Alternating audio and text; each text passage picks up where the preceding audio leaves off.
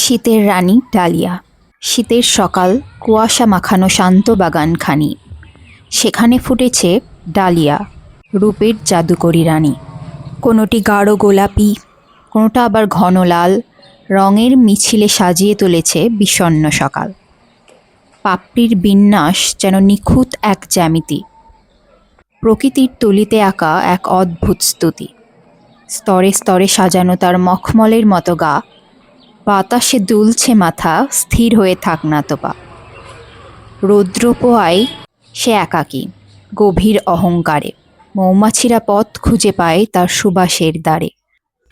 কখনো সে বড় থালার মতো, বিশাল তার ডাল, বাগানের সবটুকু আলো শুষে নেয় সে চিরকাল। ঝরে যাওয়ার আগে রেখে যায় এক পশলা হাসি, তাই তো আমরা ডালিয়াকে এত ভালোবাসি। শীতের বিদায় বেলায় তার বিষণ্ণ ওই মুখ, স্মৃতিতে দিয়ে যায় এক অদ্ভুত মায়ার সুখ।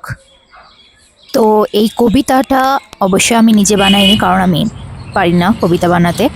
তো এটা গুগল জেমিনাই বানিয়ে দিয়েছে। তো থ্যাংক ইউ গুগল, সুন্দর একটা কবিতা বানিয়ে দেওয়ার জন্য ডালিয়া ফুল নিয়ে। তো এবার খুব সুন্দর আমার ডালিয়া ফুলের কালারগুলো হয়েছে, মানে এই লাল কালারটা তো আমি অন্যবার লাগাইনি, গোলাপিটা এর আগের বছরও হয়েছিল। So thank you so much guys for watching, subscribe for more, see you soon, by.